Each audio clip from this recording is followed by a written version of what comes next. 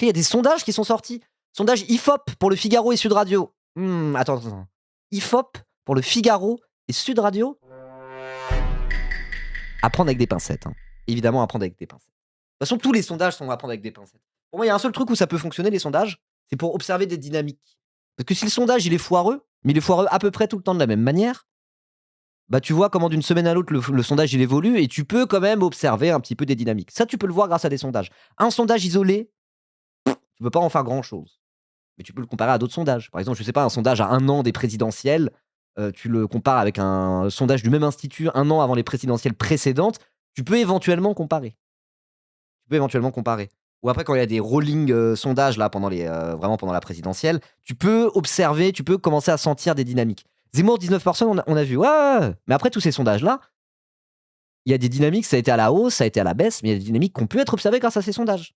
En 2022 là, la fameuse ascension de Mélenchon qui partait à 10 dans les sondages à peu près et qui a fini à 22. Oui, c'est ça, il partait à peu près à 10. Ouais, il partait à peu près à 10 dans les sondages et après il a eu une campagne, il y a eu une très belle dynamique autour de sa campagne qui fait qu'il a augmenté, y compris dans les sondages, hein. Ça s'est vu. Aucun sondage ne le donnait aussi haut à la fin.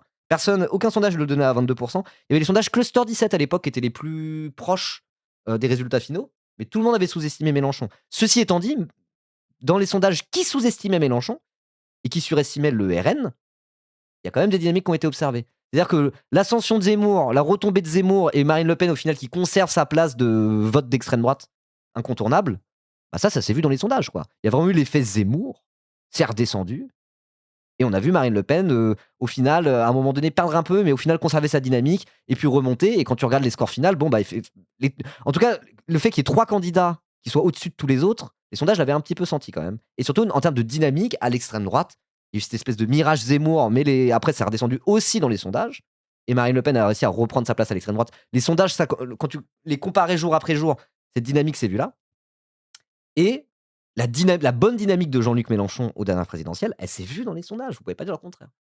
Les sondages se sont trompés 27 fois sur 27 à la dernière élection. Oui, parce que si tu prends un sondage comme ça veut rien dire. Mais si tu prends plusieurs sondages, tu les compares les uns avec les autres, là, tu peux prendre des informations, notamment sur les différents dynamiques de campagne. Parce que c'est vraiment une question de momentum, les campagnes, vous voyez ce que je veux dire? Si tu fais une belle campagne qui a une dynamique autour d'un candidat, ça va grimper. De plus en plus de gens, au début, ils le calculaient pas, se disent oh, finalement, Mélenchon, je vais peut-être voter pour lui. C'est précisément ce qui s'est passé. Les 22 de Mélenchon, ils sont pas tombés du ciel en 2022. C'est qu'il y a eu une très bonne campagne de la part de LFI. Ils avaient une offre politique qu'ils ont réussi à incarner, qui est celle de la vraie gauche, on va dire. Et donc, du coup, clac, bam, bonne dynamique, belle campagne, et ça a fait la belle surprise de 22 à la fin, alors qu'effectivement, les sondages donnaient moins. Ce qui ne veut pas dire que les sondages avaient réussi à prédire le truc, mais la dynamique de Mélenchon, les 22 ne sont pas sortis tout seuls.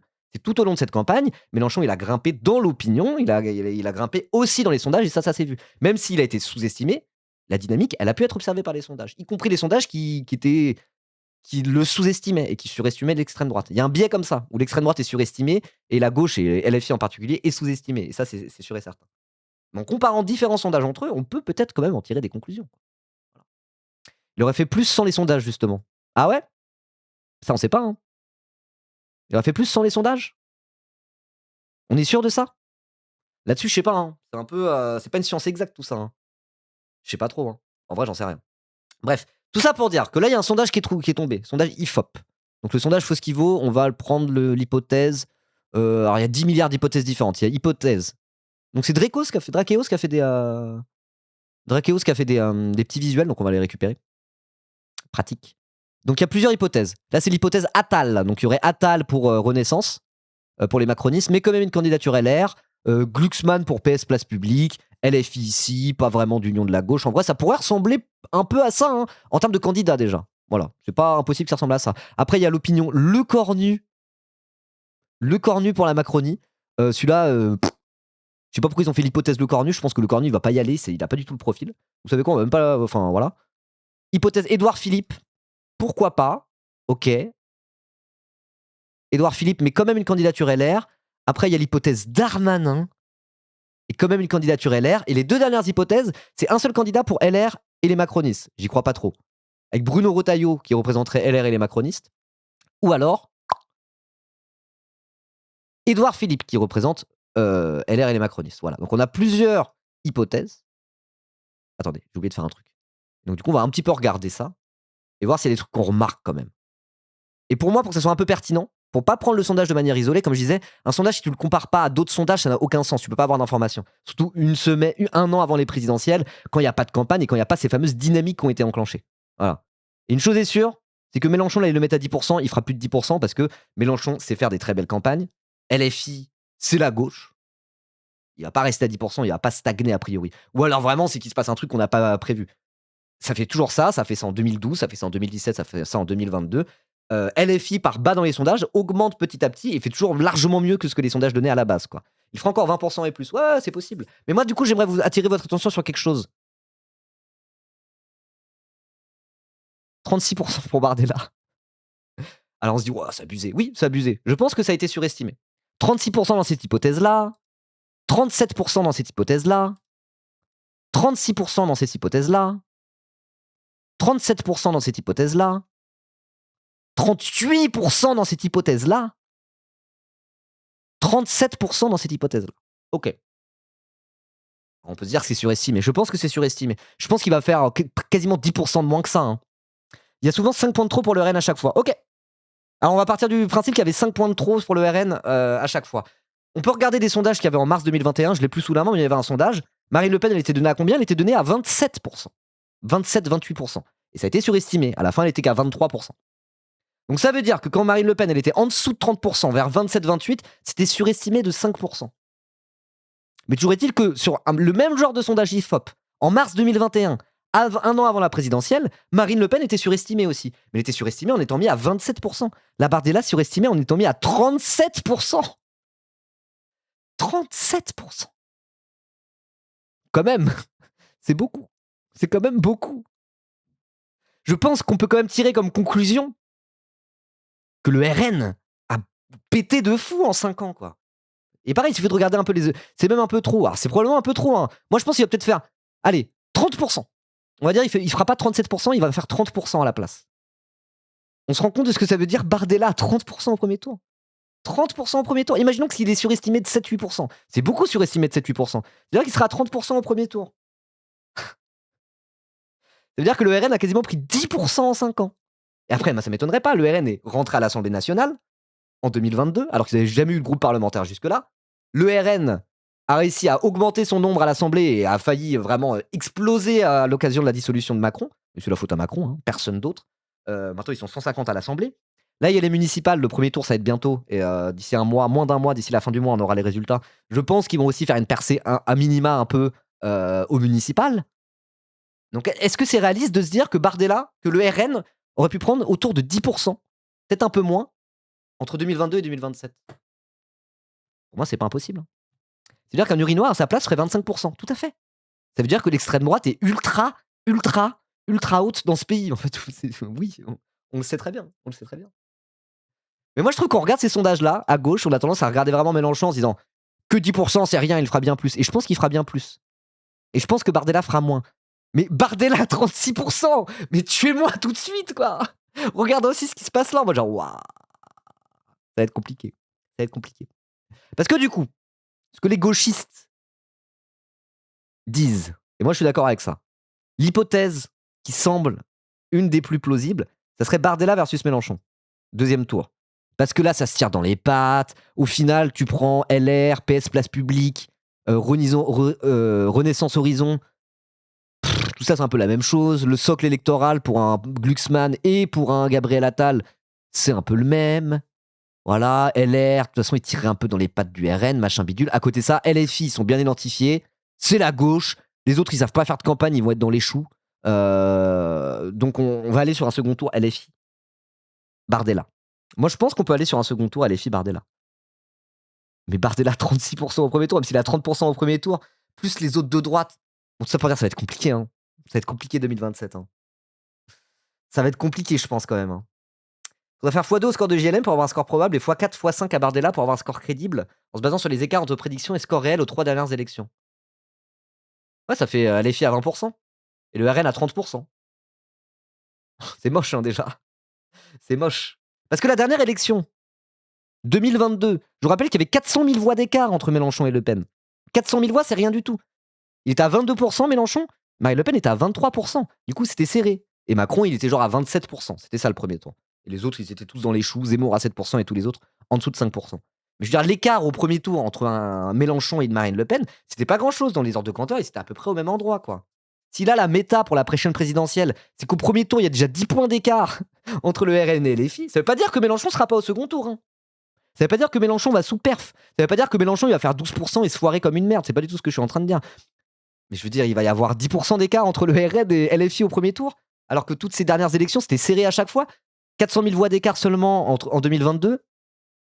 600 000 voix, je crois, seulement d'écart en 2017.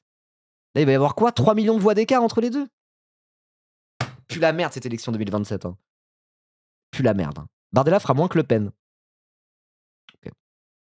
D'accord. Pourquoi? Je sais pas, hein. Quand tu reprends, tu prends entre 2019 et 2024 les européennes. Ils sont passés de 20 à 30% aux européennes. Hein. Ils ont augmenté de 50% leur score en termes de pourcentage. Bardella, il était à égalité à peu près avec Macron en 2019 aux européennes à 20%.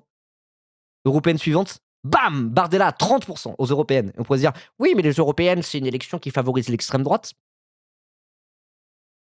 Bah non, c'est une élection qui favorise plutôt les écolos, le PS, les macronistes. Historiquement, c'est pas une élection qui favorise l'extrême droite spécifiquement, les européennes, en vrai. C'est juste que le RN est en train de monter de fou. C'est normal, on parle de la fascisation toute la journée, on parle de CNews toute la journée, de la propagande d'extrême droite dans les médias. C'est pas évident. Il y a rien de. C'est pas étonnant, je veux dire. Il y a rien d'étonnant, quoi. Genre, moi, quand je vois ces sondages, je me dis, bon, il est surestimé. Bardella est surestimé. LFI est sous-estimé et la dynamique elle fait que LFI va augmenter. Bardella va peut-être descendre un petit peu. Glucksmann, je sais pas trop ce qu'il va faire, mais là, ça va se tirer dans les pattes. Moi, je peux l'imaginer le second tour Bardella-Mélenchon en voyant ce sondage. Vraiment, je me dis, bon, ok, let's go. Let's go. Allez, on va l'avoir, notre Bardella-Mélenchon second tour. Let's go. Je me dis ça. Mais je me dis aussi, attends, on va l'avoir, notre Bardella président aussi, non? Je me dis ça. Hein. Je sais pas. Si les filles passent au premier, j'y crois de fou. Bah moi, je sais pas, justement. Ça, je suis pas sûr. Il y a ce fameux truc de... Enfin, il y a ce fameux truc de le barrage républicain se fera contre Mélenchon. Et la bourgeoisie possédante, la classe capitaliste, Bardella-Mélenchon, elle a déjà fait son choix, c'est Bardella. Bardella, c'est un espèce de néo-Sarkozy. Il fait que sucer le MEDEF en permanence. Il est en train de s'allier avec LR, etc., etc. Je sais pas. Exact, inévitable Bardella. Mais moi, je préfère m'attendre dès maintenant à une éventuelle défaite, ce qui veut pas dire que on va pas se battre. Hein. Mais je veux dire,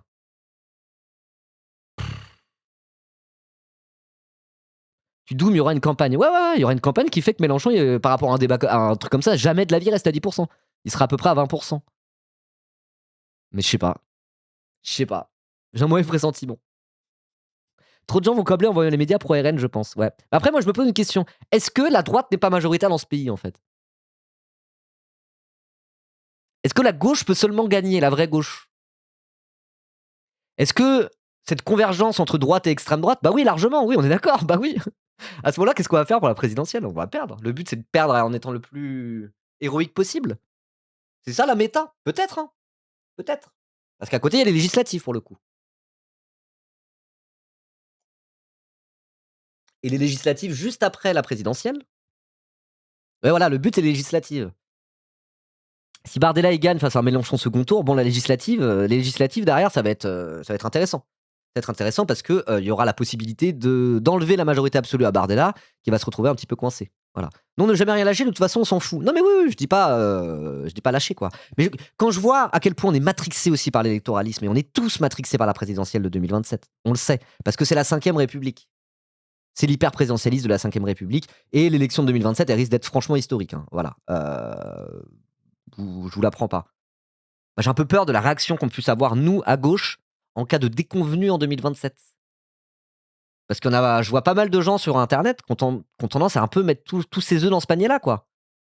En se disant, let's go, 2027.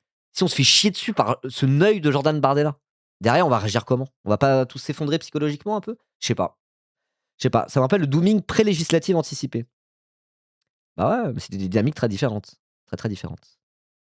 Le regard sur les sondages, ça va te faire du bien. On va regarder ça. Ah oui, sur les municipales. Un nouveau sondage commandé par le PS place Johanna Roland largement en tête à Nantes. Oui, il y a eu 2 sondages avec 17 points d'écart, c'était n'importe quoi, ouais. Après, encore une fois, hein, là je parle de ces sondages-là, c'est pas pour dire que ça va être ça les scores à la fin. Ça va clairement pas être ça les scores à la fin, puisqu'il y a les dynamiques de campagne, etc., etc. Et un an avant, cette photographie prise de manière isolée est plus la merde. Mais attendez, je vais essayer de retrouver le truc de mars 2021. Attendez. Sondage IFOP mars 2021. Parce que mars 2021, c'est pareil. C'est l'argument que tout le monde utilise. Présidentielle mars 2021. Pour dire, regardez, les sondages se sont trompés. Mais si on compare le sondage qu'il y avait en mars 2021, je l'ai retrouvé, incroyable, avec les sondages, ce sondage-là, bon. Attention de vote au premier tour de l'élection présidentielle, c'est ça. Il est là. Regardez.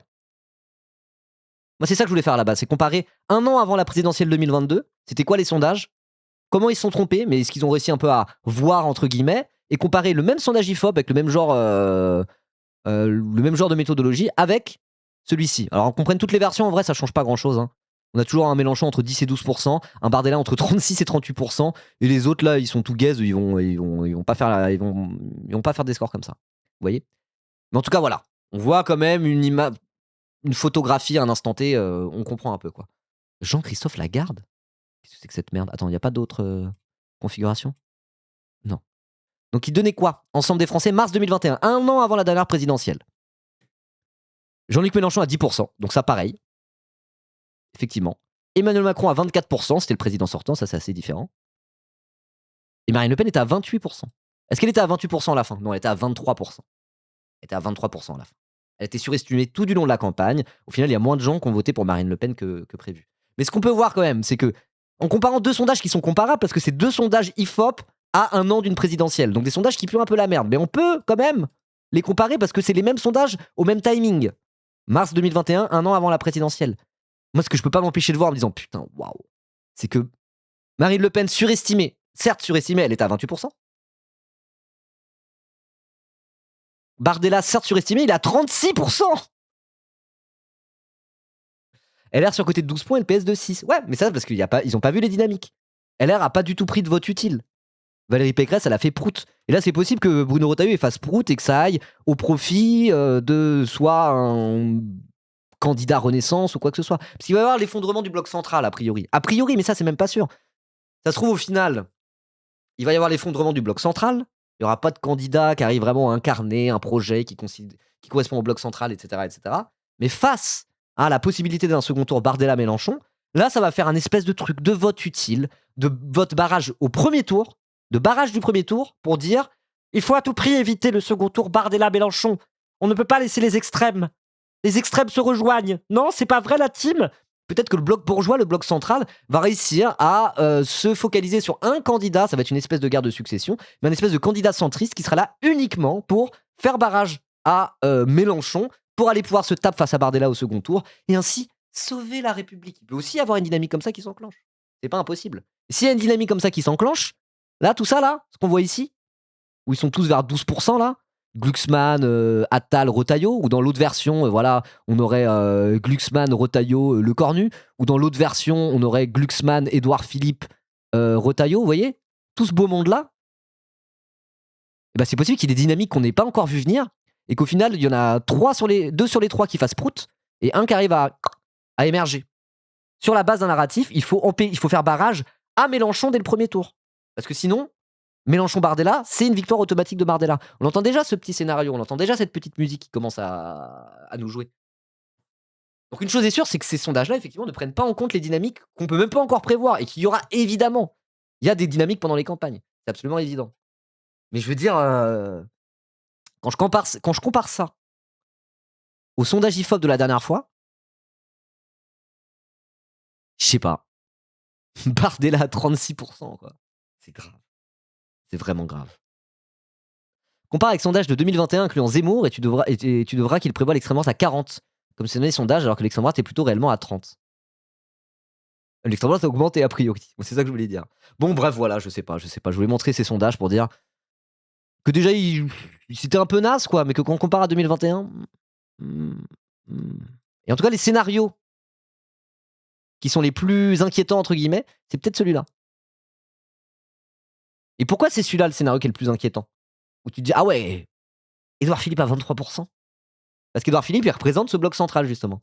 Et là, s'il arrivait, là, il est présenté dans le scénario comme étant le candidat unique Renaissance LR. Il n'y a pas de candidat LR. Bon, je pense qu'il y aura un candidat LR. Mais ce qui montre ce sondage, c'est que si un espèce de mec de droite qui représente le bloc central, qui arrive à émerger, à incarner ce bloc central, eh ben, il pourrait prétendre à aller se taper face à Bardella au second tour. Et moi, j'ai vraiment peur de ça. Ça fait 1 an que je dis le bloc central va s'effondrer. Il va se scinder en 2. Ouais, mais peut-être pas en fait. Peut-être qu'il va se scinder en 2 et qu'il y aura une élection dans l'élection au sein de l'électorat bloc central qui se dira on va voter utile pour envoyer un candidat au second tour. Il faut absolument un candidat centriste au second tour. Sans ça, la République va mourir parce que ce sera les extrêmes qui se rejoignent. Si sur la base d'un narratif comme ça, sur la base d'une dynamique comme ça, une figure arrive à émerger un petit peu comme le Édouard Philippe dans ce sondage, eh ben on va avoir un second tour RN versus des centristes de droite de merde. Et voilà. Ça pue la merde. Alors ça sera peut-être pas Édouard Philippe, mais je sais pas. Je sais pas. En tout cas, là, la méta, ça va clairement être qui va aller se taper face à Bardella au second tour. Évident. Là, pour le coup, je pense qu'on peut tous être d'accord là-dessus. Ça risque d'être ça quand même. Pas la dynamique, mais je veux dire la présidentielle, ça risque de ressembler un peu à ça. Ça va être en mode genre, alors, qui va aller se taper contre Bardella au second tour? De la même manière qu'en 2022, c'était alors qui va aller se taper contre Macron au second tour? Parce que président sortant, c'était à peu près évident que Macron serait au second tour. Vous voyez? Et tout l'enjeu, c'était de dire qui va aller se taper contre Macron au second tour. Et probablement perdre. C'était vraiment ça. Hein. Il y avait un côté comme ça. Est-ce que c'est le RN qui va arriver au second tour pour aller se taper contre Macron? Est-ce que c'est la gauche molle? Est-ce que c'est Jean-Luc Mélenchon qui va aller se taper au second tour contre Macron? À voir. À voir. Et ben là, ça va être un peu pareil, sauf que ça sera pas Macron, ça sera Bardella à la place. Qui va aller se taper contre Bardella au second tour? Ça risque d'être ça la méta, en fait, dès le début. Dès le début. Et si ça structure totalement l'élection, eh ben j'ai peur que dans le bloc central, pas forcément parce qu'ils se tirent pas dans les pattes entre eux, pas forcément parce qu'il y a une espèce d'union du bloc central qui porte le flambeau de la Macronie et je ne sais quoi, mais peut-être parce qu'il y a une dynamique qui s'enclenche de vote utile, entre guillemets, de la part des électeurs centristes, pour se dire, il faut envoyer quelqu'un face à Bardella qui peut gagner. Parce que si c'est Mélenchon-Bardella, l'extrême droite va gagner. Vous voyez? Et si ce truc-là arrive à submerger tout le reste en termes de dynamique électorale dans le bloc central, et ben en fait, ça va être en mode nothing ever happens, quoi. On va encore, ça va être encore oh non, il faut faire barrage à l'extrême droite en votant pour la droite, zut alors! Et en fait, je sais pas, moi, c'est le scénario que je refuse de m'imaginer depuis 1 an. Mais là, quand je vois à quel point Bardella, alors certes, il est surestimé, mais il est encore bien plus haut que l'était Marine Le Pen il y a 5 ans. Je me dis, ça va être, il y a moyen que ça soit le narratif qui structure totalement la campagne, quoi. Voilà. Donc je sais pas. Je sais pas ce qui va se passer. Ouais, il y en a marre de ça, mais je sais pas. Hein. Est-ce que c'est le scénario qu'on n'a pas envie de voir advenir? Parce que c'est le plus dépolitisant. C'est le scénario en mode genre, bah, rien va changer. Voilà, on va se retrouver avec des macronistes à l'infini. Encore 10 ans d'un macronien. Je ne sais pas ce que On c'est n'a que pas le envie de super l'imaginer profit. ce scénario. C'est le scénario qu'on est en mode genre, ah non, justement, on a envie un peu de politique, quoi. On a envie de politique. Un Bardella Mélenchon au second tour, ça sera en mode genre, ok, là il se passe un truc politiquement. C'est l'heure de vérité. Vous voyez? Et on a un peu envie de ça. On a un peu envie de ça. Mais on n'a pas envie de ça juste pour le spectacle. On a envie de ça parce que ça serait éminemment politique. Et au contraire, un espèce de centriste qui arrive à se qualifier au second tour face à Bardella par une mécanisme de vote utile pour être sûr que la France ne va pas dans les extrêmes, hein, bah ça puerait la merde. C'est ultra dépolitisant comme vision. Donc je sais pas. Je sais pas. Mais quand je vois ce sondage là, je me dis oh, oh. Et qu'on compare au sondage d'avant, je me dis oh, mmh, ah, Bardella. Et aussi, je me dis quand même, il y avait un truc où en 2022, la campagne, c'était qui va aller se taper contre le président Macron, président sortant, au second tour. Au final, c'est Marine Le Pen qui a été pour se foirer lamentablement. Si là, la dynamique, c'est qui va aller se taper contre Bardella au second Je ne tour, sais pas ce le que c'est que le Rassemblement super national, profit. je sais pas. Peut-être que ça peut tout changer. Mais j'arrive pas à te dire dans quelle mesure ça peut tout changer. On verra, on verra. Après 12% pour le vieux, c'est pas mal en vrai. Bah, c'est à peu près ce qu'il y avait 1 an avant les sondages aussi, hein. Regarde, là, il y a 1 an avant la présidentielle en 2022. En 2021, il était donné à 10% Mélenchon aussi, hein. En octobre 2020 à 11%, 10%, on peut trouver d'autres sondages, il était entre 10 et 12% 1 an avant la présidentielle. Là, il est entre 10 et 12% aussi avant la présidentielle. Là, il est à 11%. Là, il est à 12%, ouais. Donc on peut se dire, bah c'est bon, il va refaire ses 20%. Mais peut-être pas. Peut-être pas. Parce que peut-être qu'il y a aussi tout un tas de gens un peu centristes Ceux qui justement n'ont pas voté pour Anne Hidalgo, qui n'ont pas voté pour Yannick Jadot. À la place, ils ont voté pour Mélenchon, en se disant: «Oh bah Mélenchon-Macron au second tour, au moins ça sera pas le RN», et parce que Mélenchon était le plus à même à gauche de se qualifier pour un second tour. Je sais pas dans quelle mesure il y a eu un mécanique de vote utile autour de Mélenchon, mais il y en a eu. Il y en a eu. Alors après, c'est quelques pourcents, hein, seulement. Mais je sais pas.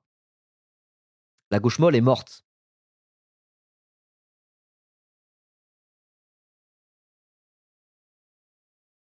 Je sais pas. On va voir, hein. La gauche molle, ils nous ont baisés aux européennes, hein.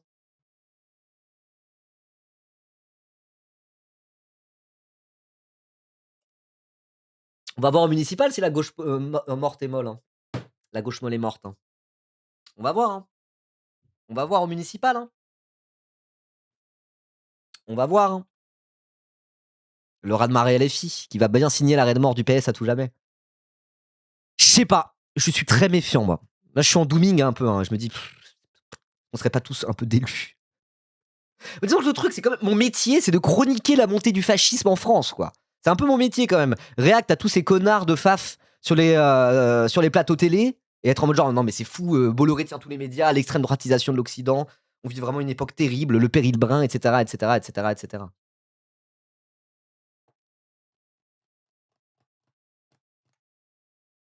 Donc quand même, on a le droit de doumer de temps en temps, quoi. Voilà. Arrêtez de regarder des sondages de merde. Non mais c'est oui, ce que je voulais dire, moi je voulais juste dire, je dis juste que dans ces mêmes sondages de merde, on est passé de Marine Le Pen 28% avant la présidentielle à Bardella 38% avant la présidentielle. Voilà, c'est juste de faire ça, je suis en mode genre, les sondages ils puent la merde, mais il y a un truc qui pue la merde aussi, c'est l'extrême droite en France, quoi. Ça nous pend au nez, quoi. Voilà. Voilà, voilà. En 2019, les écolos nous avaient baisé aux européennes, mais on les a fumés aux présidentielles. Ouais, non mais je sais bien. Je ne sais Mais pas de ce que toute façon, moi c'est je que le pense que super profit. Mélenchon va taper un 20% ou un truc comme ça, quoi. Je pense. Mais je sais pas. Le RN s'est donné à combien aux législatives de 2024? Mais alors, les législatives, c'est 577 petites élections différentes, hein. Et sur le premier tour, ils ont été plutôt bien estimés, ça va, hein. Au final, ils ont été en tête au premier tour assez largement, comme les sondages l'avaient prévu. Et après, il y a une dynamique, encore une fois, c'est pour ça que les histoires de dynamique, c'est ultra important. Il y a une dynamique qui s'est enclenchée derrière, dans l'entre-deux tours, avec les désistements républicains en cas de triangulaire, etc. etc. Et quand tu observes les sondages jour après jour, quotidiennement, tu observes les sondages dans l'entre-deux tours de 2024, on a vu le RN dégonfler, hein. Tu prends les sondages le soir du premier tour des législatives 2024, c'est en mode wow, le RN est à deux doigts d'une majorité absolue, c'est une dinguerie. Tu regardes les sondages la veille du second tour, ce truc avait bien dégonflé. Parce qu'il s'est passé des trucs entre temps. Il s'est passé les désistements républicains lors de triangulaire, il y a eu le second tour, il y a eu la campagne de second tour, où tout s'est décanté de manière très très vite, et il y a eu cette espèce de grand front républicain contre le RN, et ça les a baisés, ils sont arrivés troisième. Mais c'est pas en mode les sondages se sont trompés gratuitement, et le RN a dégonflé gratuitement. Il s'est passé des choses par rapport à ça. Il s'est passé des choses. Voilà. Est-ce qu'en 2027, aux législatives, il y aura des désistements contre RN? Pas sûr. Je pense que ça sera bien différent des législatives 2024. Ça dépend. Mais si Bardella gagne la présidentielle, les législatives, ça va être. Voilà. Après la présidentielle, on va pas se reposer. Il y aura la législative encore, quoi. Je sais pas. Après, j'ai du mal à croire que Bardella va pas dégonfler au cours de la campagne. Il va être obligé de parler à un moment.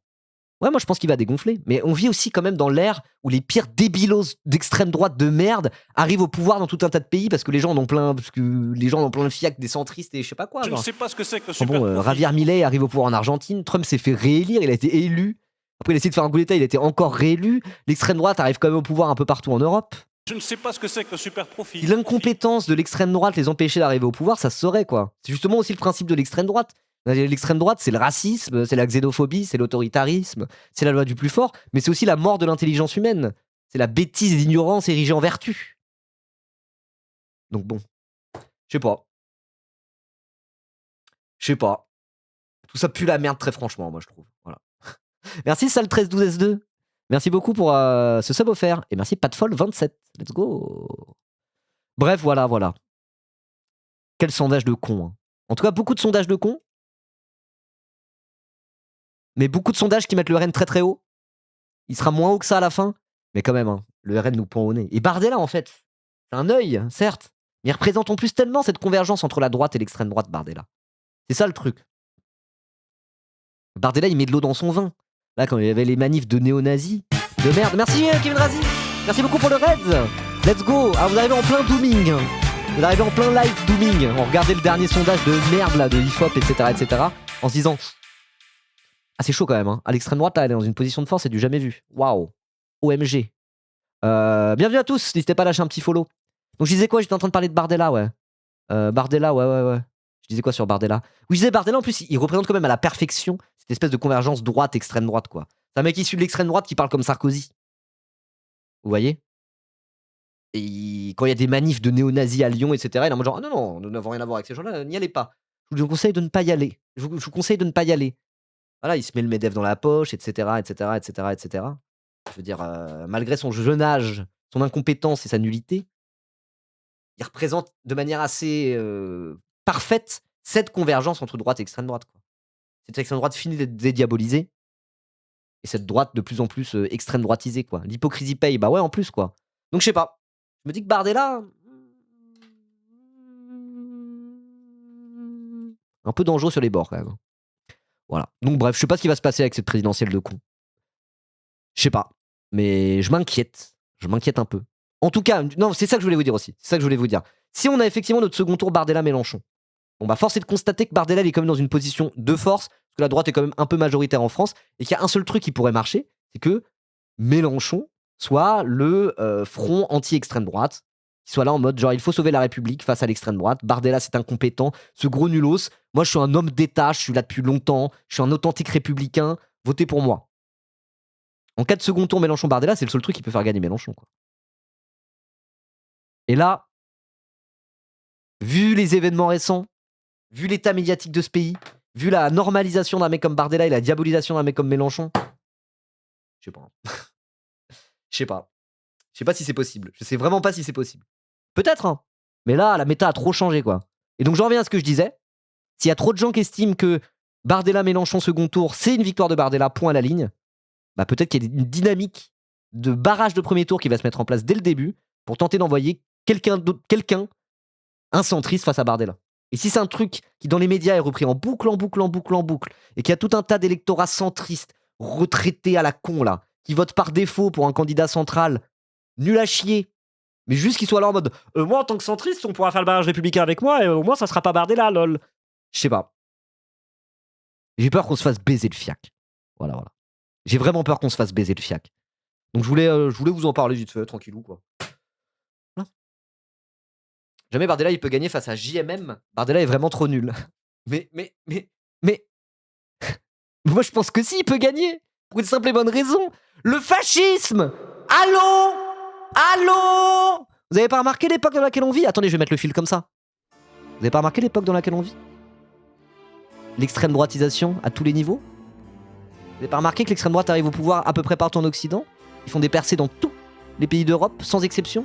Le Portugal, où la gauche, centre-gauche certes, gagnait au premier tour systématiquement et historiquement depuis la fin de la dictature de Salazar, et bah là, hop là, l'extrême droite au second tour, moment historique. On en a parlé 5 secondes. Voilà, il y a Host qui a fait une vidéo de 10 minutes dessus. On passe à la suite. Il n'y a pas un pays d'Europe où l'extrême droite n'est pas en train de grimper fort. On parle de montée du fascisme, on traite les gens de fachos, on parle de ça en permanence. Bah autant prendre au sérieux ce qu'on dit, quoi. Sans ça, on risque de tomber de haut, quoi. Et moi, j'ai pas envie de tomber de haut. J'ai envie de rester solide sur mes appuis. Si en 2027, on tombe de haut. Voilà. On ira en exil en Espagne, mais Purple Patch, en Espagne, l'extrême droite monte aussi.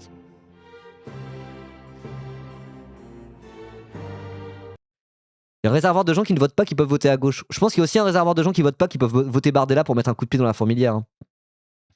Je sais pas. Centre-gauche n'est pas le même que chez nous, toutefois, oui. Too much dooming. Bah pardon, on peut le faire de temps en temps, non?